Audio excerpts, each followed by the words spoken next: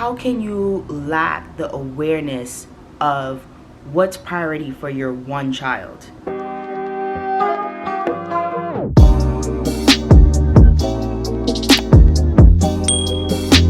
Hey y'all, welcome back to my channel. As you guys can tell from the title, I'm talking about going back to school at the age of 27. If you're new here, make sure to like this video and subscribe. I'm going to be making more videos this year because I'm in a new space and I want to be able to share my journey with you and be more transparent about the good and the bad. It's so hard to do this shit. But yes, thank you so much for tuning in. I'm super excited to make this video today because it's been a long time coming. I feel like I've been sitting on this for a really long time just out of fear, and this year I'm just breaking out of my fears and my limitations and just stepping into a new space where I am deserving. So what prompted me to make this video today is just all about ageism and how sometimes we put ourselves in spaces mentally where you kind of feel as if like you're too old to do certain things. And I just want to give you guys a little backstory. I've attended 2 different colleges in the past. In 2015, I attended Berkeley College, and then in 2017, I went to another college in Jersey. It's called Centenary College. I don't know if anybody's familiar, but it's a private school as well. So that's where I messed up. I went to private schools, and I feel like now that I'm more aware of how money works, now that I'm more aware of the burdens of when you leave college, now that I'm more aware of how important college is and how much you need to get that degree, my whole perspective's changed. I just want to break that down in this video. So if you want to learn more about why I'm going back to school at the age of 27, then just stay tuned. So most people graduate from high school and they go straight to college, or they may take a year off to get their life together, figure out what they want to do if they don't know what their purpose is. When I graduated from high school, I literally wanted to go to FIT so bad, but I feel like there was just so much going on in my personal life that I just did not have the focus to do my portfolio, because that is one of the requirements to attend that school. You have to have a portfolio. So I literally was not able to complete my portfolio in the way that I wanted to. Like, I didn't really have like that extra oomph. And like, FIT is a very affordable school, but it's also very, very competitive. So if you don't have a strong portfolio, you're probably not getting accepted. So I was really like sad about that. I felt like a failure. I didn't want to go to school. And then, you know, my mom forced me to go to school. So I ended up going to Berkeley, which is a couple blocks down. I think Berkeley's on like 41st. If you're from New York, you know it's downtown. So I went to Berkeley and I met an amazing friend that we're still friends to this day. We locked in, and yeah, I literally just bullshitted. Like, I didn't perform in the way that I should have. And now that I look back, I can see why I didn't want to perform well. I didn't want to be there. That wasn't my ideal school. I didn't take it seriously. I felt like I was just doing mediocre things. I was still very young. I was still very lost. Like, I didn't really know what to do in the meantime, and I feel like I also was afraid to speak up.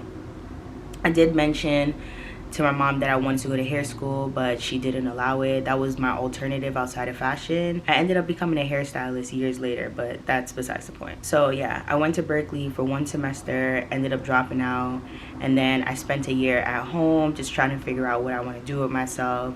And I just remembered being at that age. I probably was I graduated high school at 16.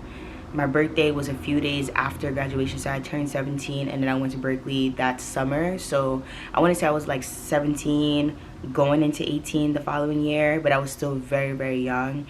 I feel like I wasted a lot of time, but it was because I just wanted a break, being that I was going through so much mental baggage in high school, where I genuinely wish that I spoke up and just said I just need a year off to figure out myself instead of jumping into school the same year, because I literally graduated high school in June, and then I started summer classes at Berkeley the same summer, like at the end of the summer.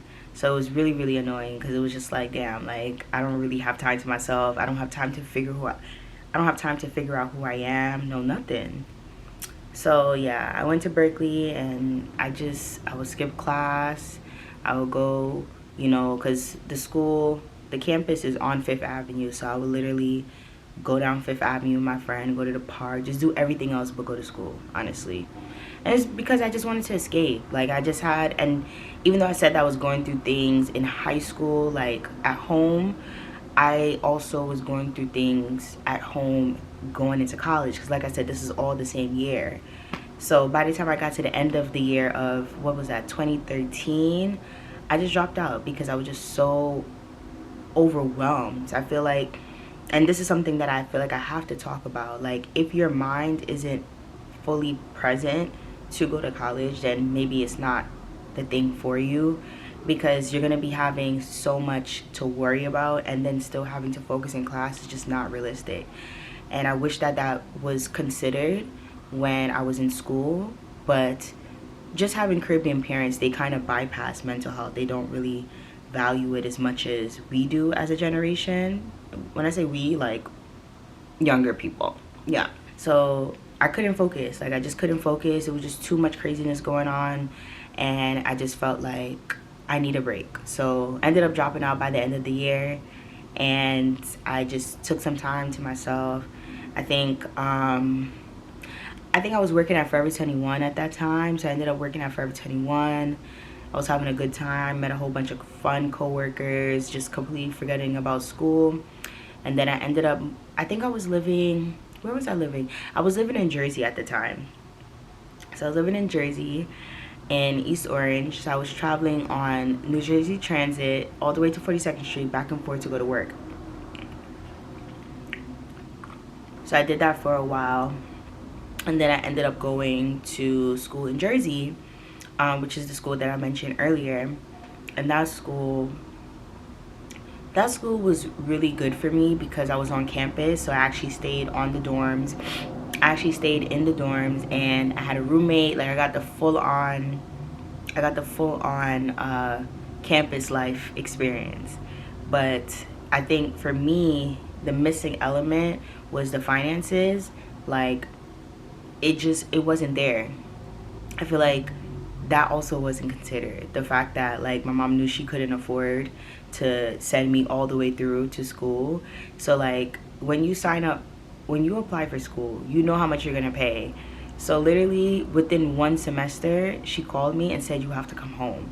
And I'm just like, okay, so this is the second time that this is happening. And psychologically, all of this is very triggering. It's very disappointing, because you're thinking that, like, when you go to college, you're like, okay, you know, I got 4 years here, so, you know, within 4 years I'm gonna be doing this. So you start making plans for your life, and then when your parent is not able to fulfill what they said that they were gonna fulfill, now those plans are being put on hold. So now you're not able to complete what is needed for you to complete, so that way you can get the job that you truly desire, right?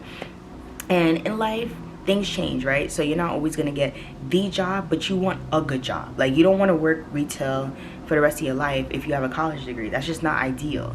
Retail is just like a stepping stone, so that way you can make some bread while you're in school, or make some bread so you can pay your bills. But that's not the ideal job, because realistically speaking, you're on your feet, you're not getting paid enough, they don't have good benefits. Like, it's just not something that I aspire to have long term. So literally, I'm on campus having a ball, you know, making friends and everything, and then I got that call like, yeah, you gotta come home. I kind of figured that was gonna happen at some point, because I couldn't even afford to get books. Like, I just want to give you guys a backstory. I'm the only child, so not being able to afford books is the craziest thing to me, because it's like, there's only one of me and I'm struggling to be in school. Why is that? And it's not that my parents didn't have the money, they just chose not to make that effort at that time. Whatever was going on, whatever was priority, it wasn't me at that time. And for a long time, I regretted not speaking up for myself and demanding what I wanted. So I felt silenced. There's a sound on TikTok where it's like, were you silent or were you silenced? You silent Or were you silenced? And I was silenced for so long because I was so fearful of stepping on toes, possibly getting slapped, because I was angry, you know? And up to this day, I'm still angry, you know, because it's just like when you get to a certain age, right? The world starts to move at a faster pace. You start to realize, you know, damn, like I'm wasting time. Like, damn, I could have been here. And, you know, they say comparison is a thief of joy. But when you start to see people, you know, progressing, and you see people in positions that you could have been because you're qualified mentally, you're qualified, your energy, you're qualified. You know that you could be in these rooms. You know that you could do these jobs and fulfill these positions because you are who you are. Like, whatever that falls into in your space, mind, energy, you are who you are. And sometimes you just know what you can do. You know your capabilities. So when you don't have the resources, or when you don't have the tools to fulfill these capabilities or to prove these capabilities to these companies, it's very limiting. It makes you feel very small, and it makes you feel like, damn, like what am I doing wrong? And the answer is always evident. You need to go to school. And, you know, after everything, after dropping out, you know, I started a hair business. I was hustling, doing hair in my room. I was doing that for a really long time. Moved to Texas, came back. Like, I just found myself spending the first half of my 20s running away because I didn't have the balls to sit down and have a conversation about the things that should have been done. It's not that you can turn the clock backwards. It's more so just about, how can you lack the awareness of what's priority for your one child? Do you understand? Like, when you have one child, and I'm not materialistic, I'm not one of those type of people where I need the biggest birthday. I'm not the type of person that, I'm just not expensive. I'm a very low maintenance type of person. So for a very long time, I felt resentful and angry towards my mom in particular because of the fact that I've seen her obtain degrees. Okay, degrees, associates, bachelor's, master's. Shit, if she wanted to get a PhD, she could have. God bless you for being able to do that. The point of the matter is, you didn't make sure that I had these things so that I can be successful. So how do you expect me to be loving towards you? How do you expect me to embrace you in the way that I should embrace you as a mother? There's a lot of resentment because you've deprived me of success, despite if I was doing good in school or not, because I wasn't doing bad where they were kicking me out. I left because of finances. I didn't even get the opportunity to finish a semester. It was always mid-semester where it's like, yeah, I have to pull the plug. And ironically, it would always happen around Christmas. You know, so for a really long time, Christmas was also triggering for me, and it was a very low energy, low vibrational time because I should have been in school. I should have been finishing my first semester, but I would always get dragged out of my potential. And when you grow up in a home where you're disciplined in a way where it's very harsh, where you have no choice but to submit, it is the most terrifying situation that you could be in as a child, growing up as a young woman, growing up as a woman, because now you feel afraid to one day just speak into the mic. And that's why I got my mic on today, girl. Hello. At this point in time, I'm not afraid to speak into the mic because there's certain things that are just logically needed. There's no job application that I could fill out at this point in time in society where they don't require you an associate's degree. You understand? They had all of these different courses that you can do and stuff like that. Yeah, but you still need that degree. You still need a degree. It's still a very necessary, required tool so that you can be successful in this country. So for someone that was raised by a college advisor, someone that went to school 3 times, 3 different times, you know what's required to be successful. You know what is required to make a certain amount of money. So it leaded me to think you didn't want me to be successful. It leaded me to think that you wanted me to be mediocre. And then miraculously, I don't know, maybe my personality was supposed to be the shining star, but at the end of the day, thousands of millions of billions and trillions of people have personalities. Personality only takes you so far unless you have something else to back it up. It's not a guarantee. So the fact that that was something that wasn't priority, there was a side of me, and there is still a side of me, and I feel like it won't fully heal until I get that piece of paper. And I refuse to not give myself that push that I deserved when I was a little girl. So I went on an HBCU college tour and pretty much went to every HBCU in the US. And that was a great experience. But that's not enough. I need a follow-up. I just needed more proactiveness in a way that was empathetic, so that way I wasn't afraid to make a decision based off of I'm running out of time and I'm not trying to get my ass beat. When you raise your kids to be afraid of you, they don't show up as their full self, because it's like I can't do what I truly want to do. I can't make the decisions that I really want to make because I'm afraid to be a failure. And I ended up still being a failure because the energy wasn't being put into my success. So fast forward to this year, happy 2023, I decided to go back to school because I refuse to be a victim. I refuse to continuously take jobs that I don't want to work. Literally last year, I worked at 2 different insurance companies and I hated it. It made me realize that I don't want to do customer service anymore. I am tired. I'm tired of accepting less than what I deserve. And unfortunately, when you don't have a degree, people pay you anything. If you don't have experience, people pay you anything. They don't even give a fuck. Like, I've literally had to tell my manager at my last job, what I'm getting paid doesn't even keep a roof over my head. So that's what's more important to me right now. Not answering every single call that comes in. I'm so sorry. Y'all hired enough people. I seen them in training. Y'all hired enough people where they can answer the phone if I can't answer. If I cannot answer every single call because I need to use the bathroom, I'm sorry, sir. Now you have to make the decisions, because at that point, I don't know why you're bringing it to my attention. If you want to fire me, do what you got to do. And I got to that point where I was just tired of dealing with mediocre jobs just to say, yeah, I'm about to make $200-300 a week. Or, I was working at Progressive and I was making like $600 a week, and I was super happy about it. But then I'm like, damn, I don't even have time to go to the doctor. Like, those type of jobs are very, okay, like it's very robotic. They pay attention to everything that you do.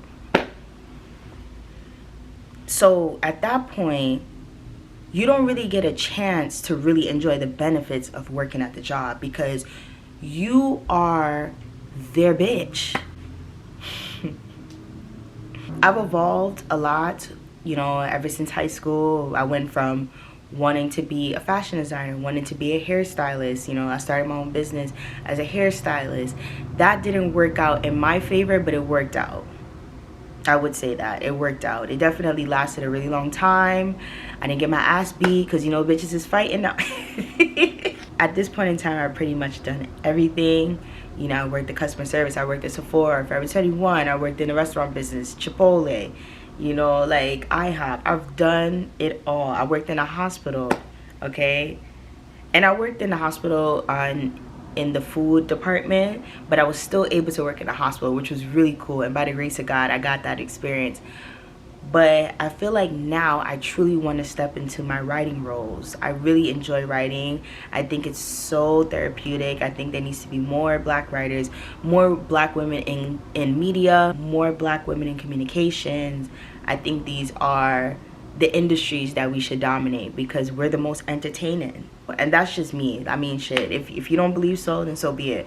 But it also depends on your demographic, right? Like, I want to be entertaining towards anyone that finds me funny, that finds me insightful, that finds me, they agree with my stances or they disagree. You don't have to always agree, but the fact that there's an opinion in spaces that are respectable, that's what I aspire to do.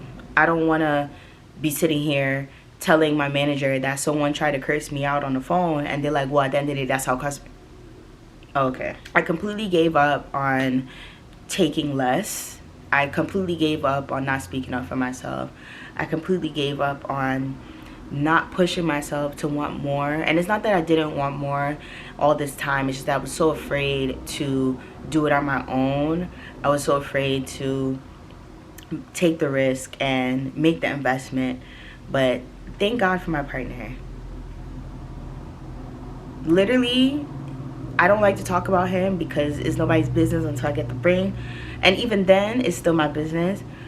But the most important thing that you can do for yourself is match with someone that values education, match with someone that values you, match with someone that values elevating you so that you can be in places or spaces where you make the money that you want, so you're not financially insecure, so you're not feeling as if you're less than anyone. Like, that's the type of love that you should attract if you wasn't given it before. If your parents can't provide that love for you, it's important to have someone that makes sure that you can be the best version of yourself and not just, oh, well, I look good and he pays for this. No, can you help me get back into school because I really want to get a degree so that I can make more money. Like, I think that was the most, that's better than a wedding, to be honest. That's the biggest thing that anyone could do for you. And I remember I had a friend that she told me that she was talking to some guy and he paid off her student loans, and I'm like, you're fucking blessed. You're blessed. Anyone that is willing to, Biden couldn't even get through with it. You feel me? Biden, if a man can help you get into a place where you can be your full self and step into your full power, then honestly, that's probably not where you need to be giving it up. Maybe you need to, the world is very black and white. The world is very, very prejudiced, and it's very hard for us to get to a place of success when we don't have certain things behind our name. Unfortunately, that's just how it is. So yeah, we can all be entertainers on TikTok and Instagram, and I even want to talk about that because social media has become so easily accessible where a lot of people feel as if I could just start a TikTok and start making money and da-da-da-da. No, baby. I've been on YouTube for 10 years. I've been on Instagram since 2012. So that's about 11 years now because it's 2023. I think I like 11 years. I'm not good at math, but don't quote me. So since 2012, I've been on TikTok since 2020. I've been on Pinterest probably the same time I had a Facebook. I don't remember, but I know I made Pinterest early high school because Pinterest was like right after Tumblr, right? I made, I want to say like $1,000 on Pinterest this year alone. And I know like a lot of big creators, like they say that they got all these brand deals and stuff like that. I'm not at that stage yet. I got one brand deal this year as well, and I got paid a great amount, almost $1,000 as well. So I've made $2,000 from content creating in 2022. 2023, we definitely trying to get the rent paid every month. Okay, I'm working, and I'm blessed because I feel like some people, like someone wrote me today and said, I'm happy that you're a content creator because I really want to create content, but I don't know where to start, and I feel like I don't want to post anymore. And my advice to anyone that posts content, because I'm also one of those type of people where I felt like I didn't want to post anymore, do it with your eyes closed. Do it regardless if people respond. do it regardless if people comment, like, whatever, because there's times where I know that people are not going to like and comment as fast as they would if I was naked, if I was showing ass, if I was doing something like extravagant. Like, people are very like materialistic, and they're very like superficial. So because of the superficial nature of social media, it's more so about look at me, look how I look, versus look at who I am.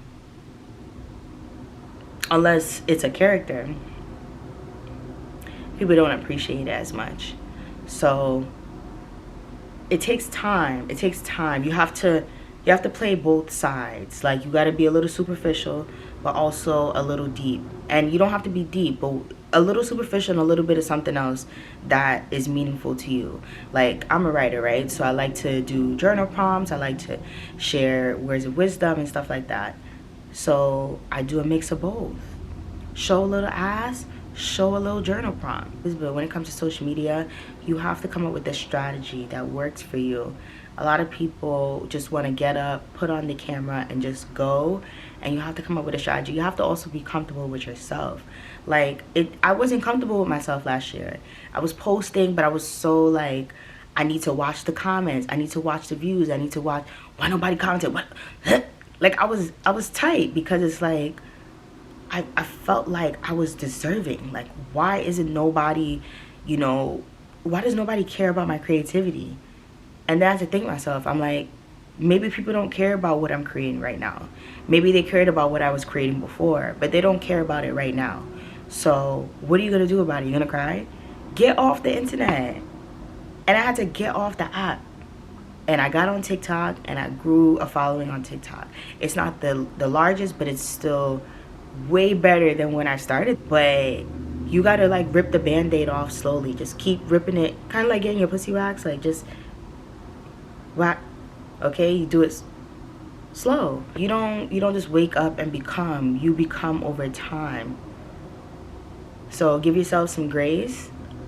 And I hope that this message resonated with you, when it pertains to going after what you want, not allowing people that didn't believe in your fullest potential, people that wasn't willing to invest in you, people that didn't have any consideration for you and where your mind would be. Because when you feel like a failure, there's no limitation on what can become of you. Your whole persona, your whole perspective, everything can shift once you start to feel like a failure. The craziest things happens to people that feel like failures. Those are the people that end up just doing, you see it. Thank you so much for watching. Thank you so much for listening. And I hope that you are inspired. Period.